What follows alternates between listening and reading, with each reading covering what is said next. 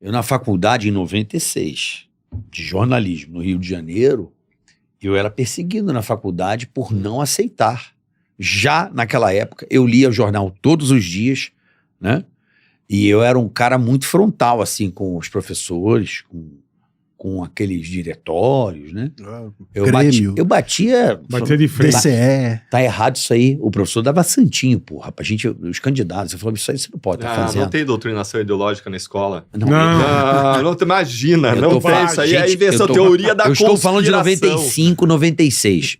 Isso na minha faculdade. Eu fui persona não grata, cara. Assim, era notório, entendeu? Era naquela época. Sim. Não porque eu era de direita, veja bem, não era isso. Era apenas por discordar daquilo. Porque eu falei, porra, vocês estão empurrando uma mentira aqui. Isso aqui é mentira. Não é isso. Cala sua boca. Mas, né? Carioca, a ideia do questionamento é uma ideia que vai contra a esquerda. A esquerda, ela tem justamente a ideia de você ser socialista, de você, todo mundo, enfim, tem a mesma cabeça, todos são iguais e, portanto, o Estado controla todos, é uma ideia de que não pode se questionar. O princípio do questionamento, o princípio da dialética, o princípio do confronto de ideias e a melhor vence, é um princípio muito voltado à construção do capitalismo. Tanto que essa ideia de questionamento vira e mexe está dentro do governo. O Haddad, outro dia, erradamente disse, mais uma desinformação, disse na TV que questionar políticas de Estado seria crime. Pô, isso é uma loucura. Não existe isso. Aliás, isso é desumano. Porra, pensa só, se você nunca chegou na sua casa e questionou se... Porra, será que eu queria estar com essa mulher que eu tô? Será que eu queria ter esse cachorro? É uma coisa que a gente sempre questiona. Não é? Tudo, Sobretudo a mulher. Jamais será que eu queria ter essa Você filha? questiona tudo na vida, irmão. Tudo. Senão você é um imbecil. Exatamente. Então, assim, se você não questiona o Estado, se você não questiona as autoridades, se você não questiona se esse é o melhor lugar que você queria estar... As suas leis até. As suas leis, você é um imbecil. Então fecha o Congresso, a partir de agora não se mexe mais em lei, porque... Se você não pode discordar... Tudo jóia. É porque o Congresso existe pra você discordar da lei e falar, pô, precisa mudar isso aqui. Lógico. Então vota no cara, o cara vai lá, te representa e muda. O princípio de você ter partidos diferentes é um discordar do outro. Pô, mas não precisa ter 50, né? Não precisa ter 50. 50 vertentes de ideia é um grande negócio, né? Não vai dar é um muito, grande não negócio. vai dar muito certo. É um grande negócio partido político, não é? Fundo eleitoral. Quanto é que pega um partido aí? Partidão do nosso amigo Kassab, pega quanto aí o PSD, que é o maior partido hoje do Brasil? Olha, quanto é que pega do fundo? Milhões, fácil aí. Vamos descobrir, eu pego aqui, eu descubro. Chat GPT, muito obrigado. Daqui a pouco vai ter a lei do Chat GPT. Aproveita enquanto tá online. Deixa eu aproveitar para fechar a imagem que eu estava construindo. Olha só, então você teve um movimento de direita que reage a um establishment político, reage à esquerda, reage a essa visão de mundo de que o Estado é a panaceia, é a solução para todos os males, que o Estado pode dizer o que pode e o que não pode ser dito, pode entrar na sua vida do seu filho, doutrinar, dizer o que ele lê, o que ele não lê na escola. Uma direita que reage a esse establishment. E aí você tem uma perseguição à direita. A perseguição envolve perseguição por meio da justiça eleitoral, com cassações indevidas, por meio da justiça criminal, com pescarias probatórias, com medidas indevidas sobre parlamentares, com a violação de imunidade parlamentar, sempre, coincidentemente, dos parlamentares que estão à direita.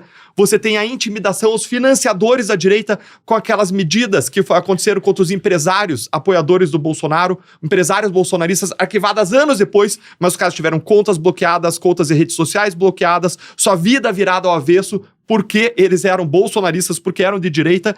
E aí, além deles neutralizarem os políticos de direita, eles interferem nas eleições por meio de uma série de decisões enviesadas, 2 pesos, 2 medidas na justiça eleitoral. Você tem a censura das redes sociais. A gente teve agora recentemente a regulação de redes sociais em lugares que aplicaram regras parecidas com aquelas que o Supremo Tribunal Federal criou.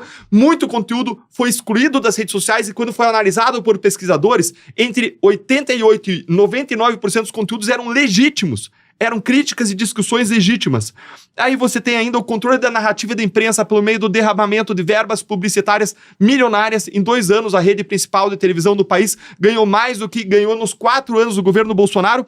E para fechar, Você tem o Supremo Tribunal Federal reabilitando a esquerda e o centrão por meio de decisões que garantem a impunidade dos corruptos e reabilitam os seus direitos políticos para que eles voltem à cena do crime e voltem ao central de comando do nosso país. E para coroar tudo isso, enquanto isso não é aperfeiçoado, eles mesmos atropelam o Congresso por meio de uma série de decisões, atropelando pautas de direita em um Congresso majoritariamente conservador, em pautas como descriminalização das drogas, descriminalização do aborto, segurança pública, em que poucas pessoas, poucos ministros do Supremo, que pensam diferente do Congresso e da maioria dos brasileiros, atropelam e impõem sua visão de mundo. Tudo isso, como que você vai olhar para tudo isso e não dizer que existe um movimento organizado de perseguição à direita do Brasil, de reação a esse movimento que aconteceu nos últimos 10 anos? Não tem como só cego para não ver. Você precisa, olhando isso, não tem como você não perceber que existe um movimento orquestrado e que a gente está no meio de uma batalha. E a gente está perdendo essa batalha, mas nós ainda podemos, como no final do filme, virar o jogo e vir a ganhar. E para isso, as eleições do ano que vem são cruciais.